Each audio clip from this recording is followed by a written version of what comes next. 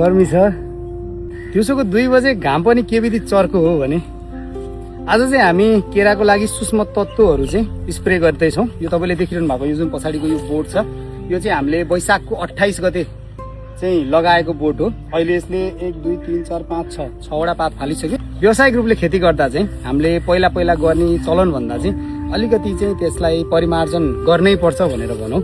र यो सूक्ष्म तत्त्वमा के स्प्रे गर्ने कति इन्टरभलमा स्प्रे गर्ने भन्ने विषयमा चाहिँ आज मैले तपाईँहरूलाई चाहिँ यो विषयमा जानकारी गराउन चाहेँ।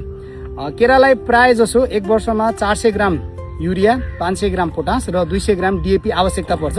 माटो चेक गरेर चाहिँ नाइट्रोजन, फस्फोरस र पोटासियमको मात्रा कति छ त्यो सिफारिस मात्राको आधारमा चाहिँ हामीले चाहिँ यो प्रयोग गर्ने गर्छौँ। र यो बाहेक अन्य सूक्ष्म तत्त्वहरू जस्तै zinc, boron, magnesium, molybdenum, sulphur, calcium जस्ता चिजहरू चाहिँ हामीले पातबाट पनि स्प्रे गर्छौँ र पातबाट सँगसँगै हामीले नाइट्रोजन, फस्फोरस र पोटासियम पनि स्प्रे गर्छौँ। आज चाहिँ हामीले हाम्रो बारीमा सूक्ष्म तत्त्व र खाद्य तत्त्व दुईटै मिक्स गरेर चाहिँ स्प्रे गरिरहेका छौँ पातको राम्रो वृद्धि विकासको लागि। र सकेसम्म जाडो महिना आउनुभन्दा अगाडि नै एउटा प्लान्टले चाहिँ एउटा सडन ग्रोथ लिगोस्, किनभने जाडो महिनामा ग्रोथ कम हुन्छ भनेर चाहिँ हामीले आज सूक्ष्म तत्त्व र साथसाथै खाद्य तत्त्वहरू पनि स्प्रे गरेका छौँ। यसमा चाहिँ 19-19-19 एनपिके एउटा छ।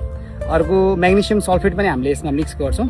साथसाथै माइक्रोन्युट्रिएन्ट जुन कुनै कम्पनीको पनि त्यसमा चाहिँ सबै किसिमको जिङ्क, बोरोन, कपर, म्याङ्गानिज सबै अब एलिमेन्टहरू सल्फरहरू सबै कुराहरू चाहिँ हुन्छ त्यसमा है। कतिपयमा कुनै चिजहरू हुँदैन, कतिपयमा कुनै चिजहरू हुन्छ। नर्मल माइक्रोन्युट्रिएन्टको लिक्विड भयो र अर्को साथसाथै प्लान्टको ग्रोथको लागि अक्सिजनमा चाहिँ हामीले अल्फा न्याफ्थालिक यो 4वटा चिजहरू स्प्रे गरिरहेका छौँ। र यो स्प्रे चाहिँ हामीले 2 चोटिदेखि 3 चोटिसम्म गर्छौँ।